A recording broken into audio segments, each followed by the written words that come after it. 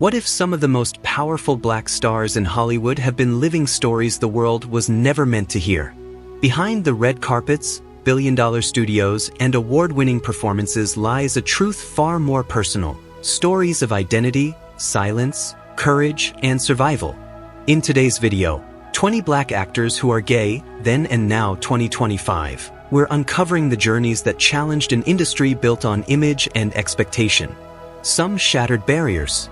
Some chose silence. All made history. Before we begin, make sure you subscribe and join the conversation, because what you're about to hear might completely change the way you see Hollywood. Tyler Perry, the power of silence. Before he became a billionaire studio mogul, Tyler Perry was a boy in New Orleans writing letters to himself just to survive the night. Abuse at home. Poverty pressing in from every side. A child so overwhelmed he once tried to end his own life. But somewhere between the pain and the prayers, he found a pen, and that pen became his weapon. In the early 90s, Perry poured his trauma onto stage plays that almost no one came to see. His first production failed so badly he ended up sleeping in his car. Most people would have quit. He rewrote the script. And again. By the time I Know I've Been Changed finally found an audience, it wasn't just a play, it was a testimony. Then came Medea. But unfiltered, unapologetic. A grandmother with a gun and a gospel truth. Audiences laughed, but they also felt seen. As his empire exploded, blockbuster films, hit TV shows, and eventually a 330-acre studio in Atlanta, whispers followed him just as persistently as success did. Rumors about his sexuality. Speculation fueled by his portrayal of Medea. Headlines that tried to box him in. But Perry never gave the world an answer. Instead, he built something bigger than gossip. Jobs for black creatives. Millions donated to families in crisis. Groceries paid for during a pandemic. Institutions that would outlive any rumor. The world kept asking, is he gay? Perry kept responding with action. And maybe that's the point. In an industry obsessed with exposure, Tyler Perry chose control. In a culture demanding confession, he chose privacy. His silence wasn't fear, it was power. Because sometimes the loudest statement a person can make is refusing to explain themselves at all. Michael K. Williams, the scar that spoke. Long before the world knew his name, Michael K. Williams was just a kid from the Vanderveer housing projects in Brooklyn, dancing to outrun the noise of poverty outside his window. His mother, a Bahamian immigrant, raised him with discipline and hope, but the streets raised him too. Art became his escape. Movement became his language. Then at 25, everything changed. A bar fight. A razor blade. A scar that sliced across his face and nearly ended his dreams. For many actors, that would have been the end. For Michael, it became the beginning. That scar didn't hide him, it defined him. It gave him a presence casting directors couldn't ignore. And then came Omar Little. In The Wire, Michael stepped into the role of a shotgun-carrying stick-up man who robbed drug dealers and loved openly as a gay black man. Omar wasn't a stereotype. He was layered, fearless, tender, terrifying. For the first time, millions saw a queer black character who wasn't reduced to a punchline or tragedy. Michael didn't just play Omar, he humanized him. And in doing so, he shattered two worlds of expectation at once. But the vulnerability he brought to the screen wasn't acting. It was lived. Behind the acclaim were battles with addiction that never fully loosened their grip. He relapsed. He admitted it. He carried shame and honesty in the same breath. Instead of hiding, he spoke to incarcerated youth, advocated for criminal justice reform, and mentored kids who saw themselves in his scars. He never publicly labeled his own sexuality. He didn't need to. His work spoke for him. His empathy spoke louder. When he died in 2021 from an accidental overdose, the grief felt personal. Because Michael K. Williams didn't just portray pain, he transformed it into art. His scar once marked him as broken. Instead, it became a symbol, proof that what wounds you can also make you unforgettable. Tyrese Gibson, the cost of being seen. Before the fame, before the red carpets and billion-dollar franchises, Tyrese Gibson was just a kid in Watts, California, raised by a single mother after his father walked away. There were days when the lights flickered and hope felt thinner than the walls around him. But he had a voice.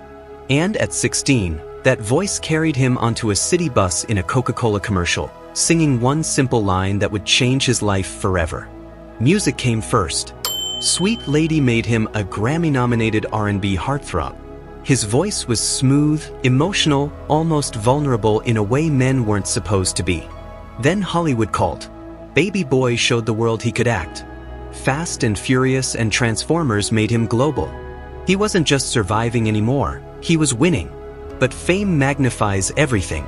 His openness, the way he spoke about love, pain, and brotherhood, became ammunition for speculation. Rumors about his sexuality circled constantly. Headlines questioned his masculinity. Social media dissected his emotions as if vulnerability itself were suspicious. Tyrese pushed back, firmly denying the claims, insisting that sensitivity didn't equal secrecy. And yet, the real battles weren't online. Public divorces, custody fights, tearful Instagram videos that went viral for all the wrong reasons. He spoke openly about depression when many black men were taught to stay silent. Some called it messy, others called it brave. Through it all, one constant remained: his daughter. Fatherhood grounded him when everything else felt unstable. He wrote books about self-growth, invested in businesses, tried, publicly and imperfectly, to rebuild himself again and again. Tyrese's story isn't about whether rumors are true or false. It's about what happens when a man refuses to harden just to satisfy the world's expectations. In an industry that rewards stoicism, he chose emotion. In a culture that mocks male tears, he let them fall. Because sometimes strength isn't about silence. Sometimes it's about surviving out loud. Donnie McClurkin, Faith, Fracture, and Fire. Before the Grammys. Before the standing ovations. Before the anthems that echoed through churches worldwide, Donnie McClurkin was a wounded child in Amityville, New York, carrying trauma no hymn could immediately heal. He was sexually abused by relatives when he was young. The kind of violation that doesn't just scar the body, it fractures identity. Faith became both refuge and battlefield. In church, his voice soared. At home, his spirit wrestled with confusion, shame, and questions that had no easy answers. By the 1990s, that voice had become unstoppable. We Fall Down. Songs that didn't just top gospel charts, they resurrected people. 3 Grammy Awards, global tours, a congregation of millions who saw him as a vessel of divine strength. But behind the pulpit was a man wrestling with his own truth.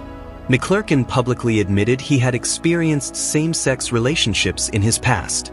Then he framed those experiences through the lens of trauma and faith, insisting that his identity had changed and that homosexuality could be overcome. The backlash was immediate. LGBTQ+ advocates challenged him. Supporters defended him. The church debated him. Was he denying himself? Or protecting what he believed saved him? For McClurkin, it wasn't politics, it was survival. He saw his journey not as orientation, but as deliverance. To some, that stance was harmful. To others, it was testimony. The tension between doctrine and identity became central to his legacy. And still, he kept singing. Through leukemia, through a near-fatal car crash, through controversy. Every trial deepened the gravel in his voice. Every fracture shaped his fire. Donnie McClurkin's story isn't clean. It's complicated. It forces an uncomfortable question. When faith and identity collide, which one bends? Maybe his legacy isn't about perfect answers.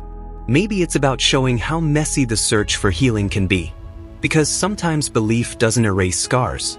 It just teaches you how to carry them. Jamie Foxx, the mystery of a legend.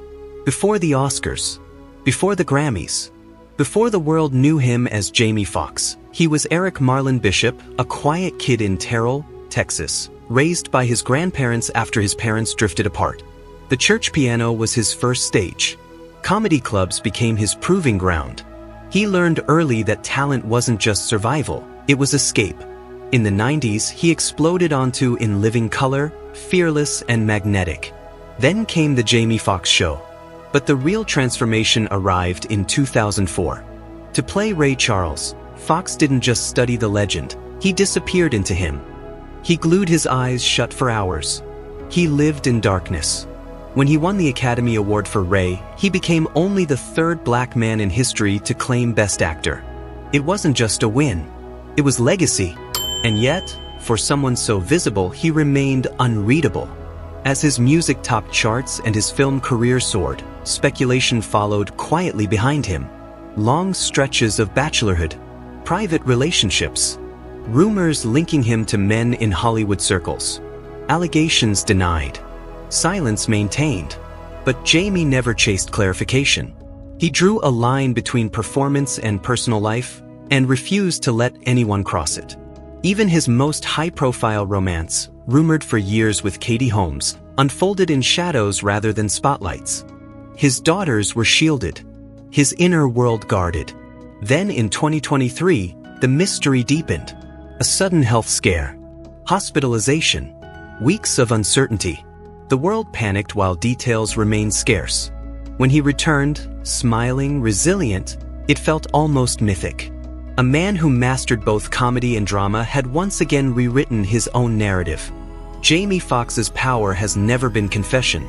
It's control. In an era addicted to oversharing, he chose discretion. In a culture demanding labels, he chose ambiguity. Because sometimes the most compelling thing about a star is what they never explain.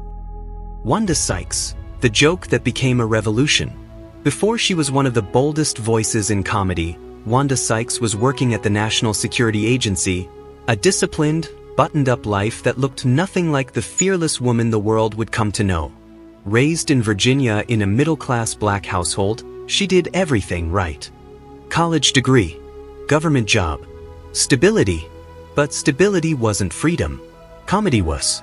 When she stepped onto a stand-up stage in Washington, D.C., in the late 80s, something shifted. Her timing was razor-sharp. Her perspective, unapologetically black, unapologetically female, cut through rooms that weren't built for her.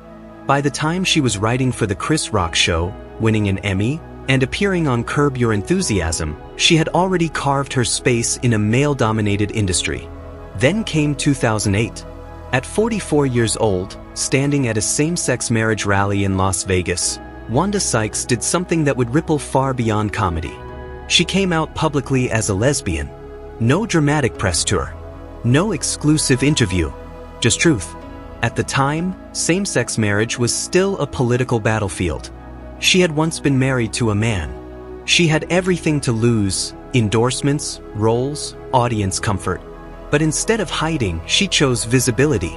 And that visibility became power. She married her partner, Alex. They welcomed twins. She began weaving LGBTQ+ rights into her comedy, using laughter as both shield and sword. Racism, homophobia, politics. Nothing was off limits. If you can laugh at it, she once said, you can deal with it. Wanda didn't just tell jokes. She disarmed prejudice. In Hollywood, where many still whisper, she stood up and spoke plainly.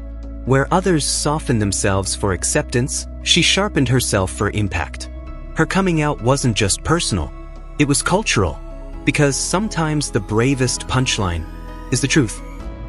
Marsai Martin, The Power of Not Explaining. Most people spend their teenage years trying to figure out who they are. Marsai Martin was busy rewriting Hollywood.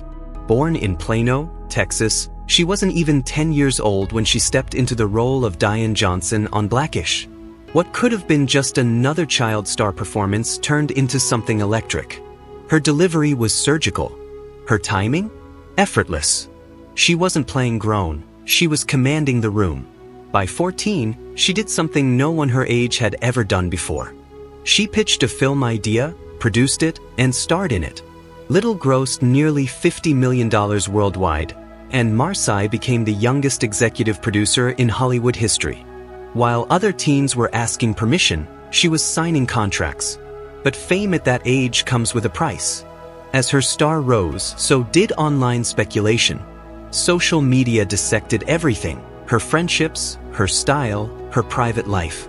Rumors about her sexuality floated through comment sections with zero evidence, zero boundaries. She could have responded. She could have denied, clarified, defended. She didn't. Instead, she kept building. She co-founded Genius Productions with her parents, determined to create stories where young black voices weren't side characters, they were leaders. She voiced animated films, became a fashion icon, partnered with major brands. All before turning 21. Marcy chose something radical in the digital age: privacy. She's spoken about inclusivity, about equality, about supporting LGBTQ+ communities. But she's also made it clear that no one owes the world a confession just because they're famous. In an era where oversharing is currency, she invested in something else: longevity. Now in 2025, at just 21 years old, Marcy Martin isn't defined by gossip. She's defined by ownership, vision, control. Because sometimes the most powerful move you can make is refusing to let the noise decide your narrative. Brandon Kyle Goodman, living out loud. Brandon Kyle Goodman grew up in Queens inside a deeply religious West Indian household where silence was survival and difference was dangerous. As a young black queer kid, he learned early how to shrink himself, soften gestures, lower his voice, hide the parts that didn't fit the script written for him. But hiding has a breaking point. Art became his rebellion. When Brandon stepped into Hollywood, he didn't come quietly.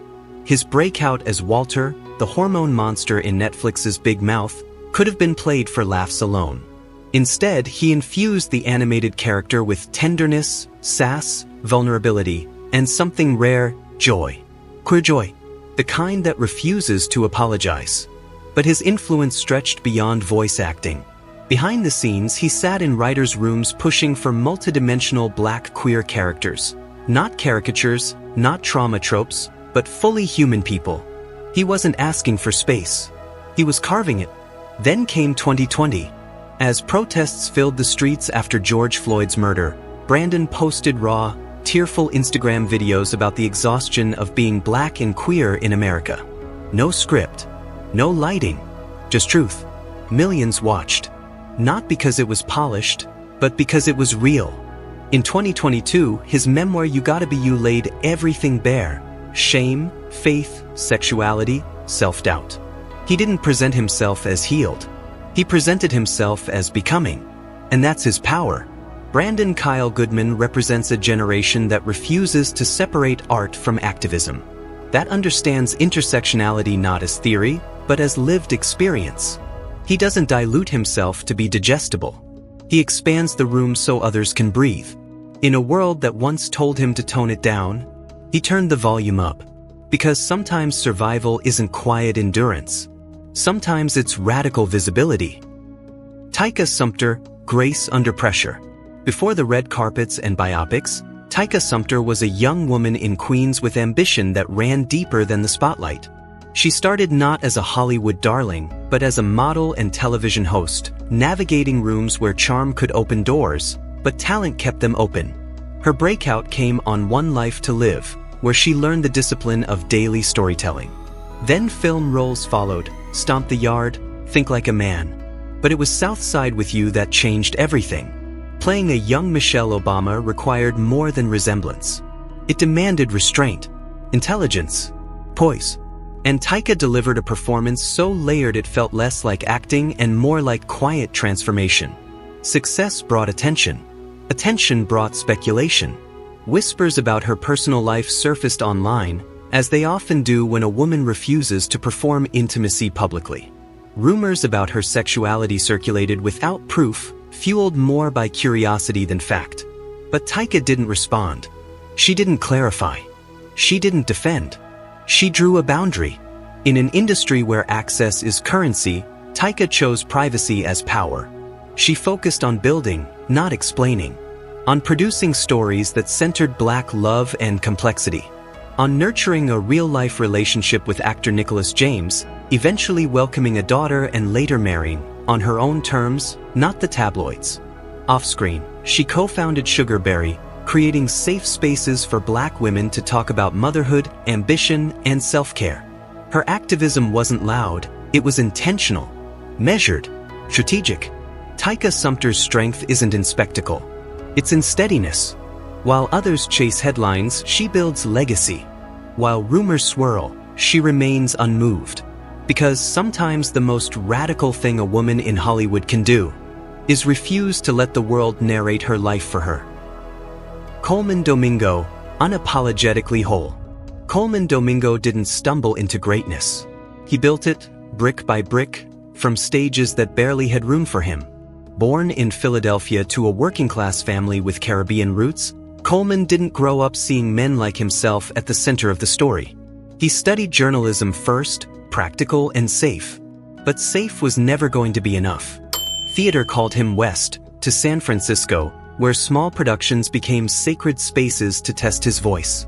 And his voice was undeniable. On Broadway, in Passing Strange and the Scottsboro Boys, he brought gravity to every line. His one-man show, A Boy and His Soul, wasn't just performance, it was excavation. Music, memory, identity. He wasn't hiding behind characters. He was revealing himself through them. Then television widened the lens. As Victor Strand in Fear the Walking Dead, he radiated charisma and menace. In Euphoria, as Ollie, a recovering addict mentoring a broken teenager, he delivered a performance so raw it earned him an Emmy. And in 2023, portraying civil rights leader Bayard Rustin, he stepped into history itself, earning an Oscar nomination and cementing his place among the greats. But Colman's most powerful act wasn't a role. It was his refusal to separate his talent from his truth. Openly gay. Proudly married to his husband, Raoul, whom he met through a Craigslist ad. A love story unconventional and enduring. In an industry that once told black men to mute queerness for marketability, Colman did the opposite. He expanded. He writes, directs, advocates, mentors. His work preserves black cultural memory while pushing queer representation forward. He doesn't ask if Hollywood has evolved, he forces it to. Colman Domingo stands fully intact, black, queer, artist, activist, not in fragments, but whole. Because success didn't require him to shrink. It required him to show up as everything he is. And in doing so, he didn't just win awards. He changed the frame. Kevin Aviance, the nightlife phoenix. Before mainstream stages ever welcomed him, Kevin Aviance ruled rooms the world pretended not to see. Born in Richmond, Virginia, the youngest of 8 in a strict Catholic family, Kevin always felt different, taller, louder, brighter. At 18, he left home for Washington, D.C. and eventually New York City, chasing a freedom he couldn't find in church pews.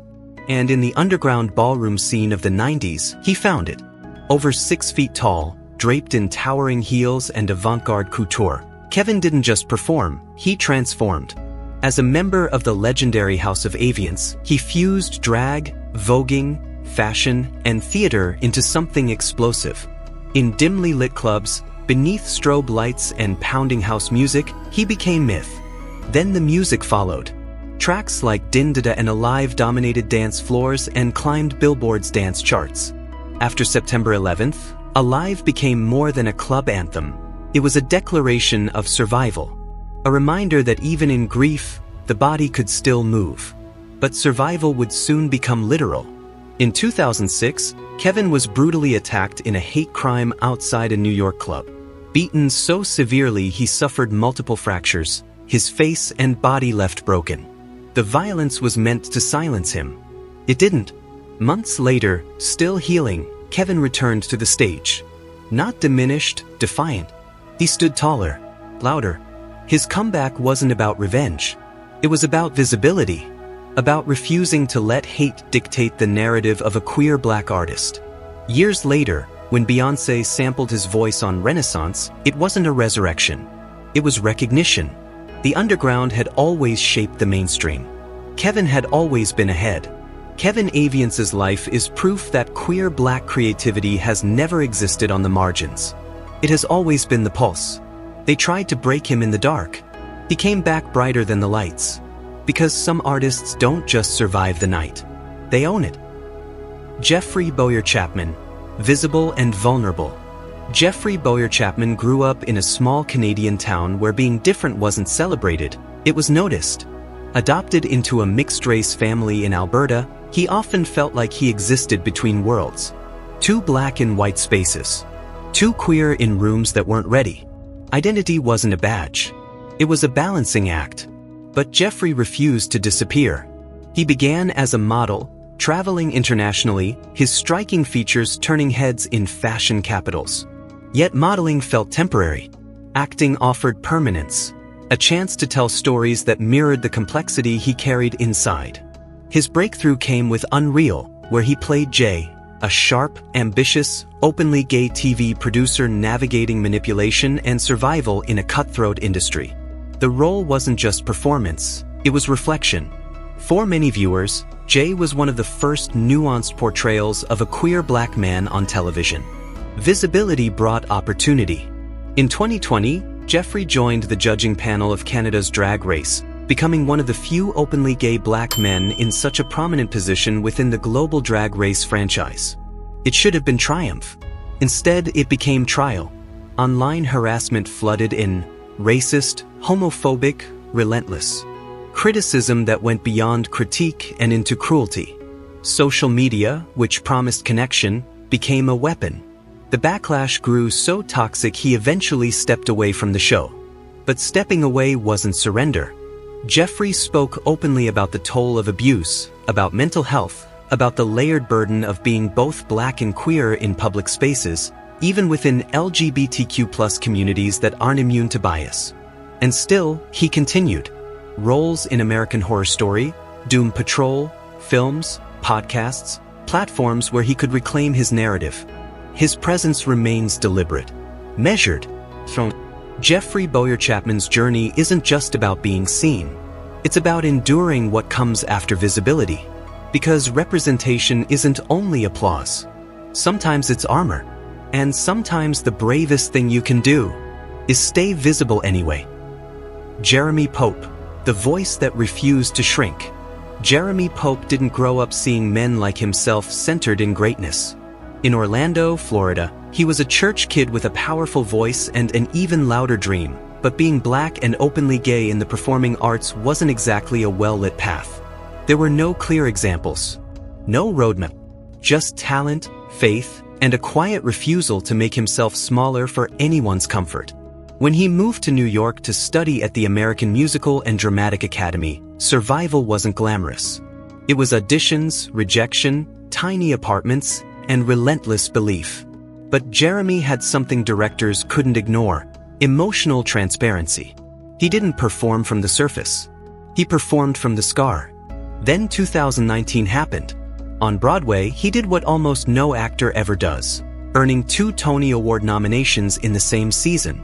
In Choir Boy, he played Ferris, a young gay black student at an elite prep school fighting to lead the choir while enduring homophobia masked as tradition. Jeremy's performance wasn't just acting, it was confrontation. Every note he sang carried defiance. Every silence carried pain. Audiences didn't just applaud. They recognized themselves. At the same time, in Ain't Too Proud, The Life and Times of the Temptations, he embodied Eddie Kendricks with charisma and complexity. 2 roles. 2 emotional universes. 1 historic moment. He became only the 6th actor ever to receive 2 acting nominations in 1 year. Hollywood took notice. In Netflix's Hollywood, he portrayed Archie Coleman, a gay black screenwriter navigating an industry designed to erase him. The role blurred fiction and reality, a queer artist fighting for space in rooms that weren't built for him. Then came The Inspection, a raw drama about a young gay man seeking belonging in the Marines. Jeremy's performance was haunting, vulnerable, restrained, earning him major award recognition and solidifying him as one of the most compelling actors of his generation. But Jeremy Pope's power isn't just in his resume. It's in his refusal to separate excellence from identity. He speaks openly about being black and gay in an industry that still struggles with intersectionality. He sings with softness in a culture that often equates masculinity with silence. He shows emotion without apology. And in doing so, he expands what strength looks like. Jeremy isn't just stepping into roles. He's stepping into history. Because every time he walks onto a stage or onto a set, He carries more than a script. He carries the weight of those who never got the chance, and the promise that the next generation won't have to fight as hard for the spotlight. He didn't wait for the door to open. He sang until the walls moved. Karamo Brown, the man who chose healing. Karamo Brown's story doesn't begin with television fame. It begins with a teenager in Houston, raised in a strict Jamaican-Cuban household, who made a decision that would change his life forever. At 15 years old, he came out as gay. In the mid-1990s, for a black boy in a religious family, that wasn't just brave, it was seismic. The truth created distance at home, tension in faith, and uncertainty about belonging. But it also created clarity. Karamo knew he would never survive by pretending. In 2004, he stepped onto MTV's The Real World, Philadelphia, becoming the first openly gay black man in reality television history. The visibility was groundbreaking, but visibility came with pressure. He wasn't just representing himself.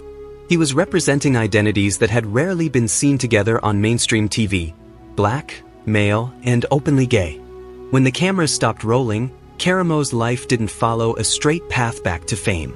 Instead, he chose something quieter. He became a licensed social worker. He worked with LGBTQ+ youth and families in crisis.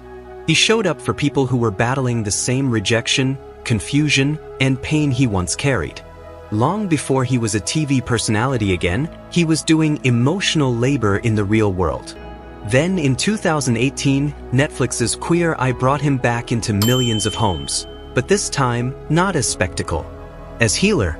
As the culture expert on the reboot, Karamo didn't focus on fashion or food. He focused on wounds. Absent fathers. Shame. Identity. He asked questions that made grown men cry. He normalized therapy. He dismantled toxic masculinity with calm strength. His presence was steady, empathetic, and disarming. Off-screen, his journey deepened. In 2007, he discovered he had a 10-year-old son from a previous relationship. Overnight, he became a father, later gaining full custody and raising 2 boys as a single dad.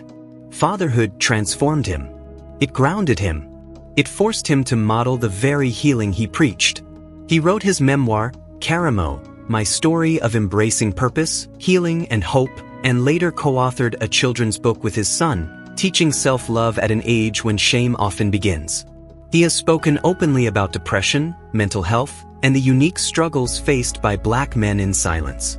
Karamo Brown's legacy isn't just about breaking barriers. It's about breaking cycles. He didn't use fame to elevate himself. He used it to lift others. Because sometimes the most powerful transformation isn't external. It's emotional. And Karamo chose to heal loudly, publicly, and without apology.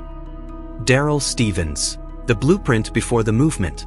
Before streaming platforms competed over inclusive casting, before representation matters became a slogan, Daryl Stevens was quietly carrying a revolution on his shoulders. Born in Pasadena, California, and educated at UC Berkeley in sociology and ethnic studies, Daryl didn't just study identity, he understood its weight. He entered Hollywood in the late 90s, landing small roles, navigating an industry that had little room for openly gay black men unless they fit a stereotype. He didn't. Then in 2005, Noah's Ark premiered on Logo. It wasn't just another show. It was the first American television series centered entirely on black gay men. Daryl played Noah Nicholson, a romantic, ambitious screenwriter juggling friendships, heartbreak, and career dreams in Los Angeles. For the first time, black queer men weren't sidekicks, cautionary tales, or punchlines. They were protagonists, complex, flawed, deserving of love. The series lasted only 2 seasons and later a feature film, but its cultural impact echoed far beyond its runtime. For many viewers, it was the first time they saw themselves reflected on screen without apology. Daryl's portrayal wasn't exaggerated or sanitized. It was intimate, honest, grounded. Hollywood didn't suddenly open its doors wider after that. Opportunities for openly gay black actors remained limited, but Daryl never stepped back into the closet for career convenience. He chose integrity over invisibility. Beyond acting, he wrote novels like Required Reading and Indigo Blues, exploring themes of race, desire, and belonging. Writing became another way to ensure that stories like his would not be erased. He mentored younger artists, spoke candidly about navigating an industry that often tokenizes diversity while resisting true inclusion. He didn't chase superstardom. He built legacy. Daryl Stevens didn't explode onto the scene. He endured. And sometimes endurance is louder than fame. Because long before Hollywood learned to market diversity, Daryl was already living it, openly, honestly, and without compromise. Jared Carmichael, the truth without a punchline. Jared Carmichael always sounded calm, almost too calm. Growing up in Winston-Salem, North Carolina, in a deeply religious household, he learned early how to sit with contradictions. Faith and fear, love and silence, laughter and secrets. Comedy became his language, a way to say the unsayable without fully saying it. At 20 years old, with barely $200, he moved to Los Angeles chasing stand-up stages instead of safety. His delivery was different. No shouting, no gimmicks, just sharp observations delivered with unsettling stillness. HBO noticed. Love at the Store. Then The Carmichael Show on NBC, a sitcom unafraid to tackle racism, gun violence, and police brutality around the dinner table. Jared wasn't just telling jokes. He was interrogating America. But the real interrogation was internal. For years, he carried a truth he hadn't spoken publicly. And in 2022, in a dimly lit jazz club during his HBO special Rothaniel, he did something unprecedented for a comedian of his stature. He came out as gay, not with spectacle, but with confession. He spoke about hiding, about cheating, about shame, about the fear of disappointing his mother. It wasn't structured like a comedy special. It felt like therapy with an audience. The laughter was nervous. The pauses were heavy. When he revealed that his mother stopped speaking to him after he came out, the room shifted. This wasn't applause-seeking vulnerability. It was cost. He won an Emmy for the special. But awards weren't the point. The point was freedom. Jared didn't frame his sexuality as branding. He framed it as truth. And truth, in his voice, didn't need theatrics. Since then, he's hosted the Golden Globes, directed films, continued performing, still calm, still precise. But lighter, because sometimes the bravest thing a comedian can do is drop the punchline and tell the truth anyway. 20 stories, 20 different paths. Some chose to speak. Some chose to stay silent. But every single one of them changed the culture. Not just by who they love, but by refusing to disappear. So here's the real question. Does the world deserve access to someone's truth, or does every artist deserve the right to protect it? If this video opened your eyes, challenged your perspective, or inspired you in any way, drop your thoughts in the comments. Let's have the conversation. And don't forget to like, subscribe, and turn on notifications, because the next story might just change the way you see Hollywood forever.